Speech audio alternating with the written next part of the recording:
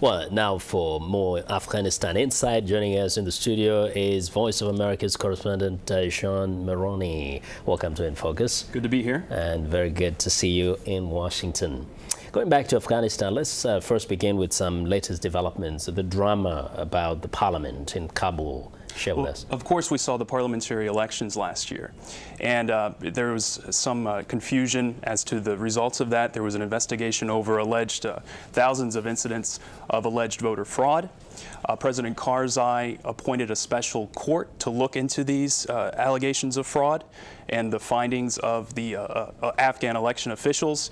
And so there's been a discrepancy because Parliament was supposed to be inaugurated this Sunday, but according to this court and according to President Karzai, he wants to delay that for another month as they look into these allegations of voter fraud.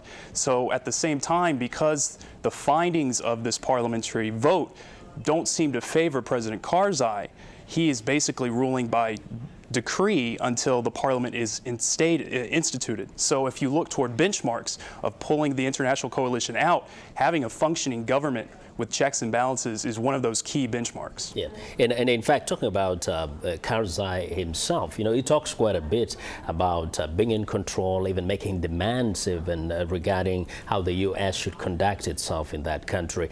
But really, how much of a country does Mr. Karzai control? Well, we were talking about this before the show, a similar situation in the DRC. President Karzai's mandate doesn't extend much farther than Kabul. In fact, he's known in some circles as the mayor of Kabul.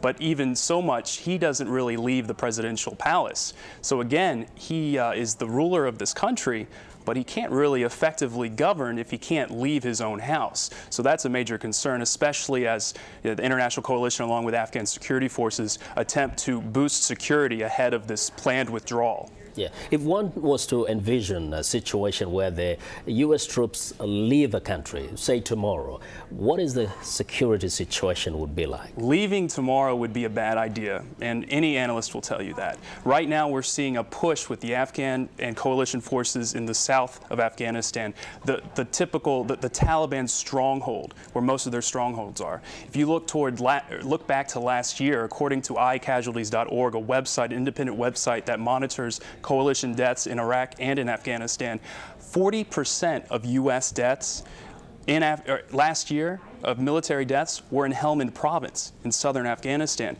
So again, the push to get rid of the Taliban or to bring security back to these areas, these lawless areas, is very much focused on the south. Yeah, we're talking about this organization that is not necessarily one big monolithic organization. Well, that's a common misconception. When you say Taliban, well, do you mean Afghan Taliban? Do you mean Pakistani Taliban? And even so, when you say Afghan Taliban, you're not talking about a monolithic organization. You're talking about a patchwork quilt of these different groups, these local sects who basically call themselves Taliban because they're opposed to President Karzai's government and opposed to coalition forces in their country. And the fact is that sometimes they make a choice between the central government, the people, the citizens, make a choice between the central government or the Taliban, depending on the region. Oh, it depends on the region, and it also depends on what's important to them and whether or not they've been affected. Again, we saw President Karzai asking coalition soldiers and commanders to not have these nighttime raids on people's homes.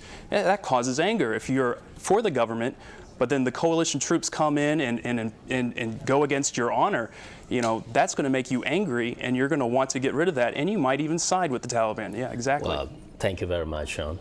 Sean Maroney, Voice of America, who just returned not long ago from Afghanistan. Thanks again for joining us on In Focus.